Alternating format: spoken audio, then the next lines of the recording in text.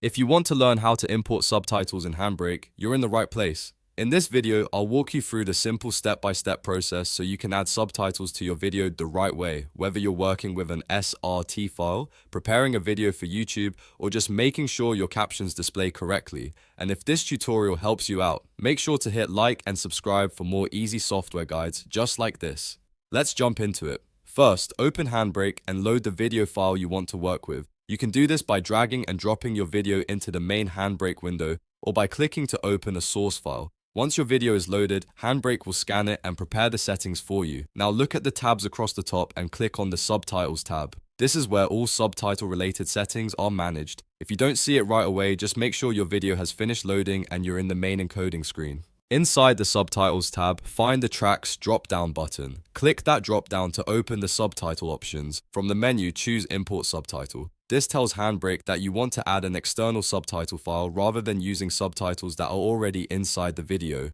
Next, browse to the subtitle file on your computer and select it. In most cases, this will be an SRT file, which is one of the most common subtitle formats and works well with HandBrake.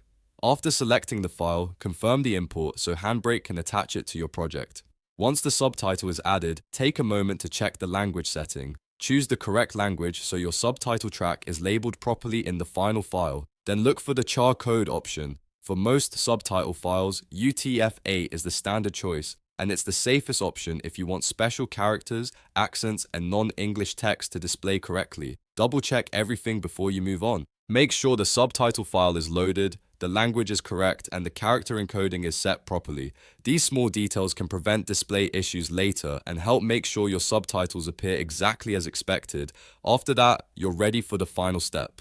Click Start Encode to begin processing your video with the imported subtitles. HandBrake will now encode the file and include the subtitle track based on the settings you selected. Depending on the length of your video and your computer speed, this may take a little while. When the encode is finished, your new video will be ready with subtitles imported correctly. That's all there is to it. A quick and simple way to import subtitles in HandBrake without confusion. If you found this useful, don't forget to like the video, subscribe to the channel, and turn on notifications so you won't miss the next tutorial. Thanks for watching, and I'll see you in the next one.